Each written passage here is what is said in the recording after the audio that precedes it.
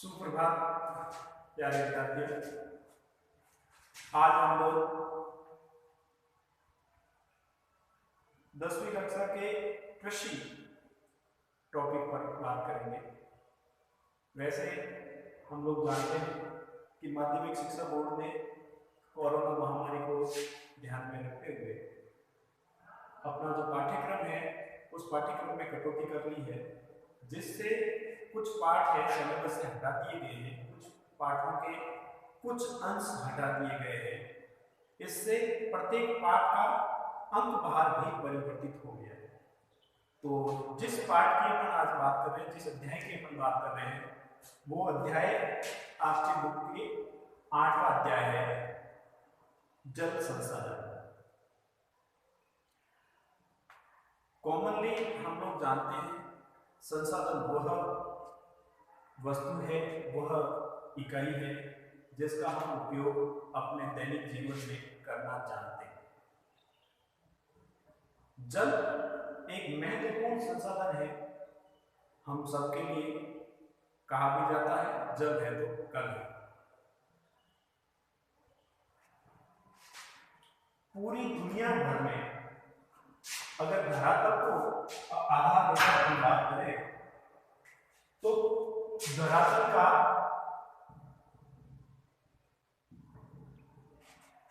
71% भाग है वो जल के आवरण से आवरण है, 71%। और केवल 29% है जो भूमि से ढका हुआ है। इसका मतलब है जिन 7 महाद्वीपों की अपन बात करते हैं, वो 7 महाद्वीप पूरी 29% भाग में ढका हुआ है, और पूरी दुनिया में 71% भूमि है वो जल से आबद्ध है। इसका मतलब जल की कोई कमी नहीं है, लेकिन कमी है किस स्तर पे कमी है कि ये जो 71% जल है इसका 97% जल है वो खारा है। केवल और केवल 3% जल ही उपयोग योग्य है। और ये जो खारा पानी है, खारा जल है, ये कंप्लेंट जल है जो महासागरों में मुख्यतः पाया जाता है। महासागरों के अलावा अन्य जो जल के स्रोत है वहां पे भी पाया जाता है। जब मीठे पानी या उपयोग योग्य जल के स्रोतों की बात की जाए तो अधिकतर जो मीठा पानी है या उपयोग योग्य जल स्रोत है वो ग्लेशियर के रूप में स्थित है। कुल मीठे पानी का 69% और इसका 30% भाग है वो भूजल स्रोतों में है, और 1% का ही हम वर्तमान में उपयोग कर रहे हैं। वैसे हम लोग जानते हैं कि रिचार्जेबल है, इसका पुनर्भरण किया जा सकता है जल चक्र के माध्यम से, जिसको हम अच्छे से पिछली कक्षाओं में पढ़ चुके हैं। खारा पानी जो हमारी दैनिक आवश्यकता है पूर्ति नहीं कर सकता। मीठा पानी जो है वो बहुत ही कम अंश में पाया जाता है। वापस यहां से शुरू करते हैं। सबसे इस पूरी दुनिया में, पूरी धरातल पे सबसे अधिक मात्रा में जितने धरातल नहीं है उससे ज्यादा पानी है, लेकिन वो पानी है उपयोगी नहीं है। क्यों? क्योंकि वो खारा है। उसका हम ना तो पेयजल में, ना कृषि कार्यों में, ना इंडस्ट्री में, ना घरेलू कार्यों में उपयोग कर सकते हैं। और उसका केवल और केवल 3% अंश है वो जल ही उपयोग योग्य है, योग्य जल है या उपयोग योग्य। और वो जल भी कहां पाया जा रहा है? ग्लेशियरों में। हम लोग जानते हैं ग्लेशियर अधिकतर वो स्थान है या तो वो धरातल से ऊपर है, बहुत ऊपर है, जिसका तापमान 0 डिग्री से नीचे चले जाने के कारण वो बर्फ में तब्दील होंगे, या वो पोल के तौर पर है, उत्तरी ध्रुव या दक्षिणी ध्रुव के तौर पर, और वो आबादी की पहुंच से दूर है। और जो शेष 30% जल है वो भूजल के तौर पर है जिसका हम उपयोग करते आ रहे हैं।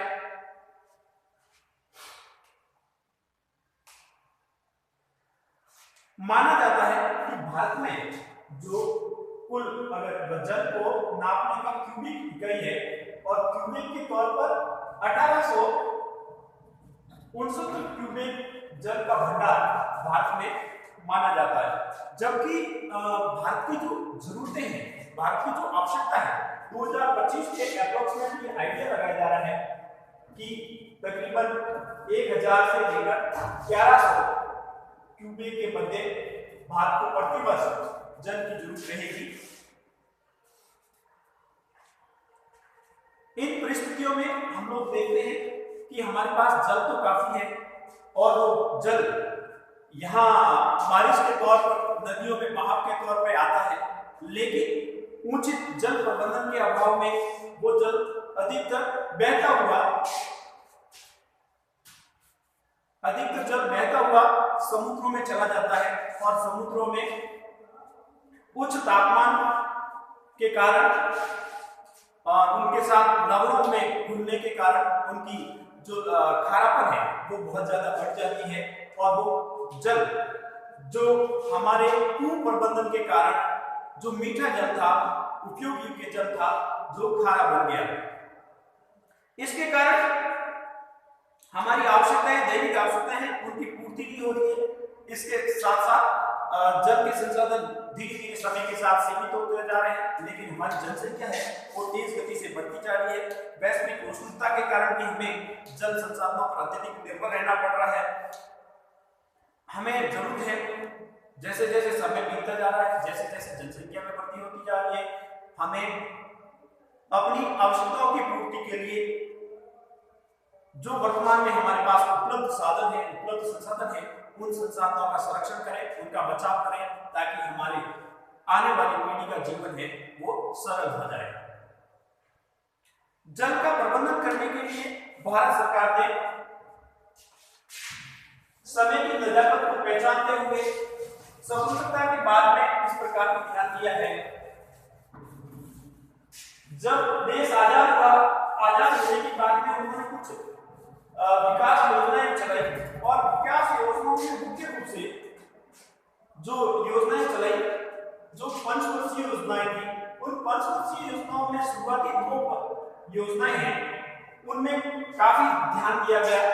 स्पेशली भारत है जो प्राथमिक चक्र है, उस चक्र पर अत्यधिक निर्भर था। तो प्राथमिक चक्र में जल और सिंचाई की बहुत महत्ता थी। उसको ध्यान में रखते हुए भारत ने पंचवर्षीय योजनाओं में बहुउद्देशीय नदी घाटी परियोजनाएं संचालित करने का फैसला लिया। भारतीय प्रधानमंत्री माननीय पंडित जवाहरलाल नेहरू जी पंचवर्षीय अपने बहुउद्देशीय नदी घाटी परियोजनाओं के लिए कहते थे कि हमें मंदिरों की उतनी जरूरत नहीं है जितनी बहुउद्देशीय नदी घाटी परियोजनाओं की जरूरत है, क्योंकि वो ये मानते थे कि बहुउद्देशीय नदी घाटी परियोजनाओं के माध्यम से हम वो सभी हासिल कर सकते हैं जो मंदिर निर्माण या इस तरह की गतिविधियों में हम हासिल नहीं कर पाते, क्योंकि हम उस दौर की बात कर रहे हैं जिस दौर में हमारी स्थिति आज के दौर से बहुत ही अलग थी।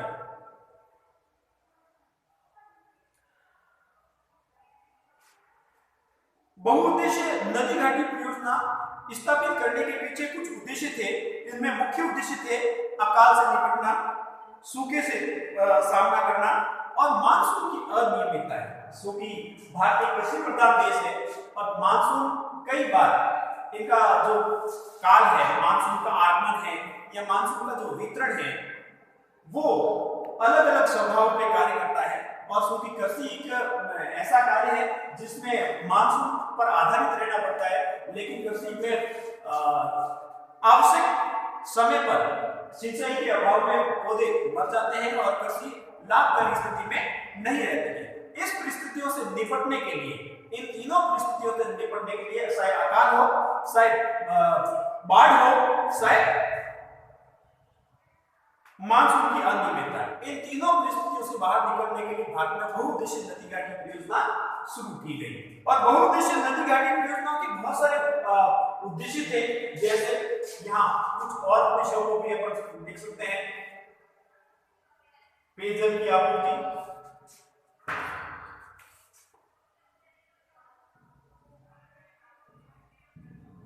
पेयजल आपूर्ति, सिंचाई के साधनों का विकास बहुउद्देशीय नदी घाटी परियोजना के माध्यम से,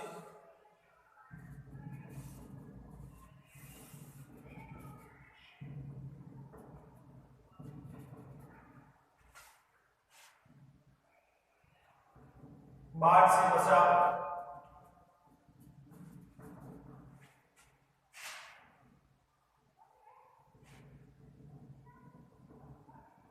जैव विविधता का संरक्षण,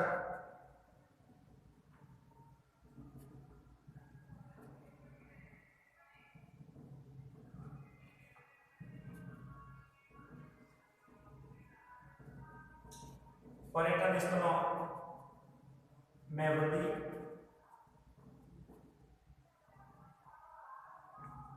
विद्युत आपूर्ति,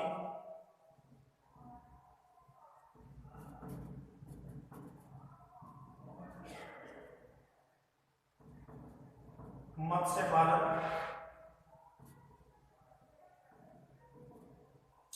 ये कुछ उद्देश्य है जो बहुउद्देशीय नदी घाटी परियोजना के। तो हमारे देश के कर्ण धाराओं की मंशा साफ थी कि हम जो पिछले देश की काउंटिंग में श्रेणियों में जब गिने जा रहे थे, तो इन उद्देश्यों की पूर्ति के माध्यम से हम अपना स्वयं का विकास कर सकते थे और तो बहते हुए जल को रोककर हम अपनी आवश्यकताओं की भी पूर्ति कर सकते थे। तो इन्हीं को ध्यान में रखते हुए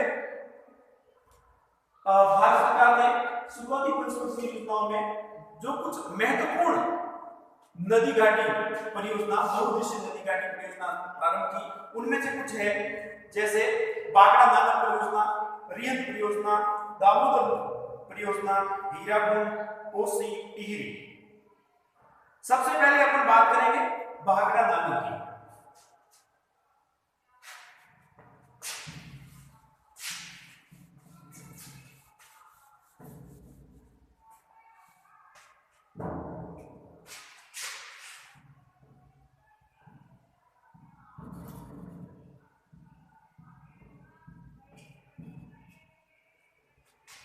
भाखड़ा नांगल जो नदी घाटी परियोजना है, ये सतलज नदी पर स्थित है। वैसे सतलज ये बहुउद्देशीय नदी घाटी परियोजना हिमाचल प्रदेश में स्थित है, लेकिन इसके जो दोनों बांध है, भाखड़ा और नांगल, दो अलग अलग बांध है। भाखड़ा बांध ये पंजाब में है और ये भी पंजाब में है, दोनों बांध है जो पंजाब में स्थित है। इन दोनों बांध के बीच में 13 किलोमीटर की डिस्टेंस है। ये बांध कंक्रीट से बना हुआ और खड़ा, सीधा खड़ा, टंकी के आकार में सीधा खड़ा बांध है, जो उस समय अपने आप में बिगड़े बांध होते थे। इस तरह के बांध बनाने की तकनीक भारत में नहीं थी, तो विदेशों से तकनीक का सहारा लेते हुए इस बांध का निर्माण किया गया। 1948 में इस बांध को प्रारंभ कर दिया गया था बागड़ा नांगल परियोजना के प्रारंभ स्तर पर, और 1948 में शुरू करके इसको 1963 में पूर्णता प्रदान कर दी गई। इसके पीछे मुख्य उद्देश्य थे, जो पानी सतलज नदी के पानी आगे जाकर बंगाल में अपने अरब सागर में गिरता था, उस बहाव को रोककर इस क्षेत्र के पंजाब, हरियाणा, राजस्थान, इस क्षेत्र में जो कृषि के लिए, सिंचाई के लिए जल की आवश्यकता थी और पेयजल है, पेयजल और सिंचाई, ये दो मुख्य उद्देश्य थे। इन दोनों की पूर्ति करना और साथ में बाद में इस पर कुछ जल विद्युत उत्पादन की इकाइयां भी प्रारंभ की गई। तो बागड़ा नांगल परियोजना मुख्य रूप से 3 उद्देश्यों की पूर्ति करती है: पेयजल, सिंचाई और जल विद्युत उत्पादन।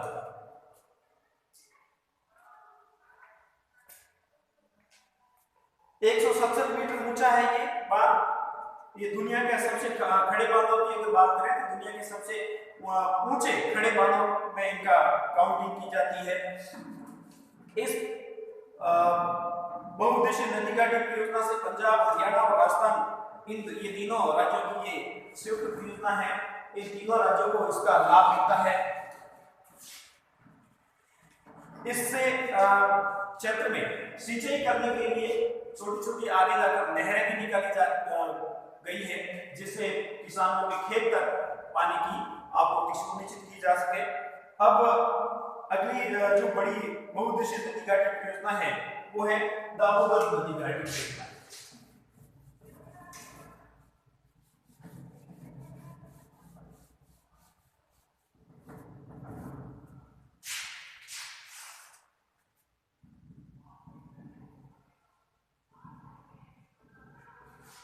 दामोदर ये एक विदेशी पद्धति पर विदेशी मॉडल को अपनाकर भारत में उसको लागू करने का प्रयास था। अमेरिका में एक नदी है टेनेसी, और टेनेसी नदी के ऊपर जो बांध बनाया गया है उसी को मॉडल मानते हुए भारत में दामोदर नदी घाटी परियोजना बनाई गई थी।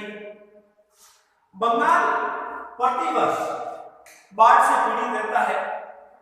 वहां पर नदी अपरदन की भी समस्या रहती है दामोदर नदी में, और कई बार पीछे से छोटे छोटे बांध हैं, उन बांधों अपने बांधों की आपूर्ति अचानक से बढ़ जाती है। इन कारणों से ये दामोदर नदी है अपना मार्ग हमेशा बदलती रहती है।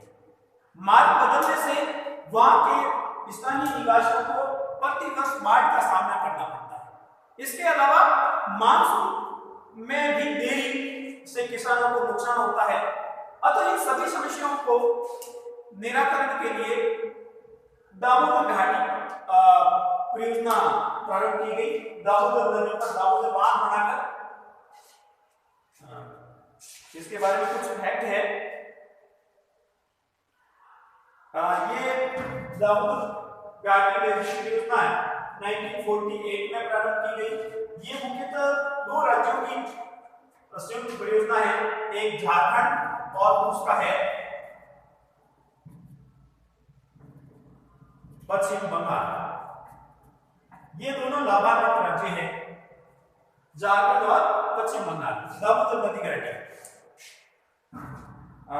इसके बाद है अगली जो बड़ी अपने बहुउद्देशीय परियोजना, वो है हीराकुद।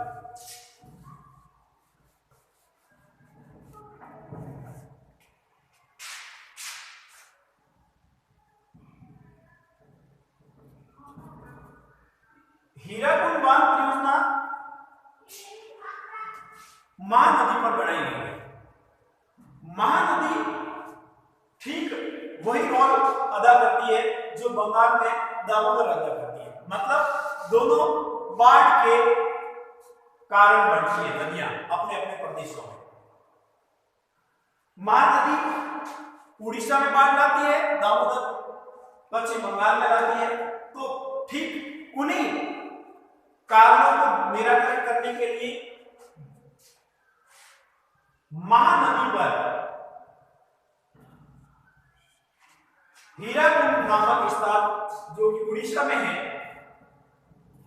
पर एक बांध बनाया गया, जिस बांध का मुख्य उद्देश्य पेयजल के लिए आपूर्ति सुनिश्चित करना, सिंचाई के साधनों का विकास करना, साथ ही साथ विद्युत आपूर्ति भी सुनिश्चित करना। इनको ध्यान में रखते हुए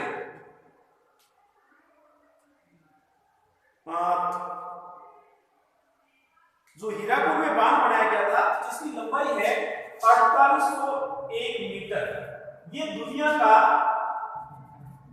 ये लंबाई है दुनिया का सबसे बड़ा बांध है, दुनिया का सबसे बड़ा बांध।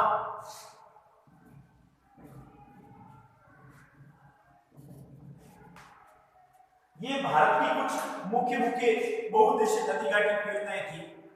इसके बाद अगले अध्याय के तौर पर अपन कल राजस्थान से जुड़ी हुई कुछ बहुउद्देशीय नदी घाटी परियोजनाओं और साथ ही साथ अन्य राज्यों की भी कुछ बहुउद्देशीय नदी घाटी परियोजनाएं, उन पर अपन बात करेंगे। धन्यवाद।